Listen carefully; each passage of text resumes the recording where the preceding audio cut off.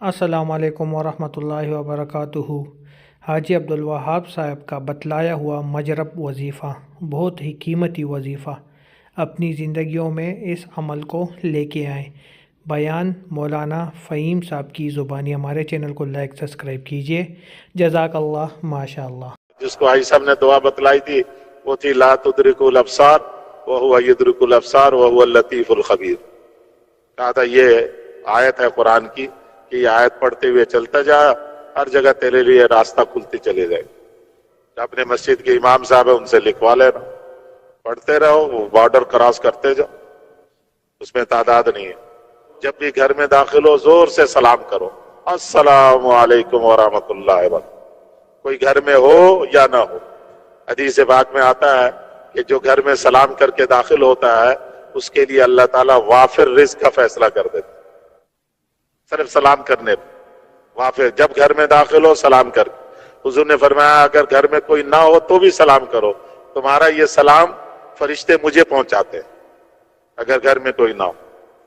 حاجی صاحب نے اسے کہا کہ صرف گھر میں جب داخل ہو سلام کرو اور پھر کوئی سا بھی درود شریف پڑھ لو، صلی اللہ علیہ وسلم، یہ بھی درود ہے، چھوٹا درود، اور پھر ایک دفعہ بسم اللہ الرحمن الرحیم پڑھ لو، اور پھر ایک مرتبہ قل هو اللہ احد اللہ الصمد لم یلد ولم یولد ولم یکن لہ کفوا۔ بس سلام، درود شریف، بسم اللہ، سورہ اخلاص، تو مشکل چیز تو نہیں ہے۔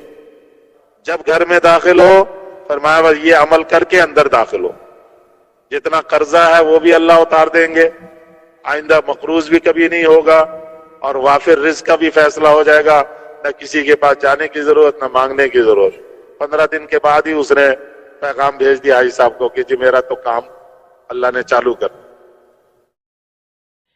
تو میرے بھائیوں بزرگوں، جس طرح ہم نے یہ مجرب وظیفہ سنا اور مولانا نے بہت اچھے انداز میں بیان کیا ہے، اسے ہمیں اپنی زندگیوں میں لانا چاہیے اور دوسروں تک بھی پہنچانا چاہیے تاکہ دوسرے لوگ بھی اس سے فائدہ لیں۔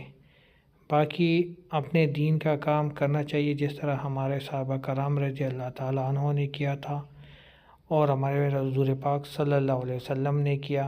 اسی طرح بہت تکلیفوں سے انہوں نے برداشت کی ہے اور ہمیں تو بہت اچھی طرح یہ دین ہمارے تک پہنچا ہے، سختی نہیں ہے اس میں، بہت نرمی ہے۔ تو ہمیں چاہیے کہ ہم اس دین کو ایسے علاقوں اور ایسے کنٹریوں تک لے کے جائیں کہ جہاں پہ وہ لوگ ناخبر ہے، اور ہم جا کر ان کو دین کی طرف لائیں۔ تو اس میں ہمارا بھی فائدہ ہے اور آپ لوگوں کا بھی، اور جو مسلمان ہوں گے ان کا بھی ہوگا۔